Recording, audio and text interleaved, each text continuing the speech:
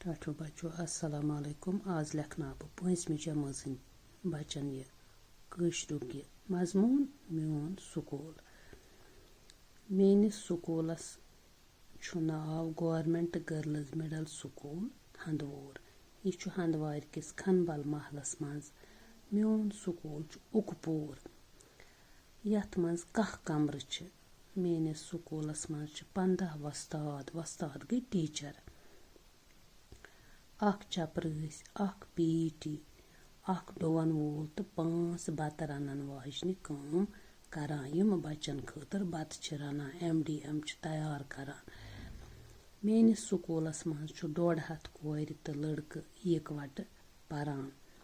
मोन school middle school यानी यह 8वीं ताम। पत ये बच्चे 9वीं खस सह नेर अम स्कूल मज या हाई स्कूलस नत गि हायर सेकेंडरी। मेनिस स्कूलस ब्रोह कन बोड़ मैदान। बच्चो तुह पता अस बोड़ मैदान स्कूलस ब्रोह कन। अक साइड पार्क बनामज बे तुह बत त खेवान बे अथ ग्राउंडस अक साइड तुह गिंदान। सारी वस्ताद अस लगन तो मेहनत सान परनावान लेखनावान। तिम सारे बच्चन लोल बरान रचान प्यार मोहब्बत करान। अस ति पन्न वस्तादन इज्जत करान तो तिहुंद मानान तिमन एहतराम करान। अस पन स्कूल वारिया टोट। बे पर बह तुह अख तालीम अत। मेनिस स्कूलस नाव गवर्नमेंट गर्ल्स मिडल स्कूल हंदवोर। यह हंदवार किस खनबल महलस मज।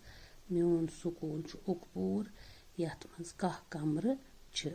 मेनिस स्कूलस मज 15 वस्ताद, अख पीटी, अख चपरस, अख डोवन वोल तो 5 बत रनन वाजन काम करान।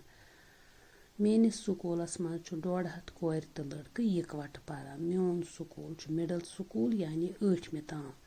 मेनिस स्कूलस ब्रोह कन बोड़ मैदान।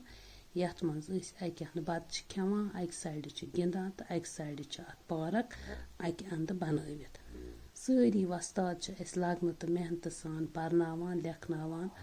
तिम रचान लोल बरान। अस ति वस्तादन इज्जत करान तिहुंद मानान तिमन एहतराम करान। अस पन यह स्कूल वारिया टोट। यह पन गवर्नमेंट गर्ल्स मिडल स्कूल अस वारिया टोट।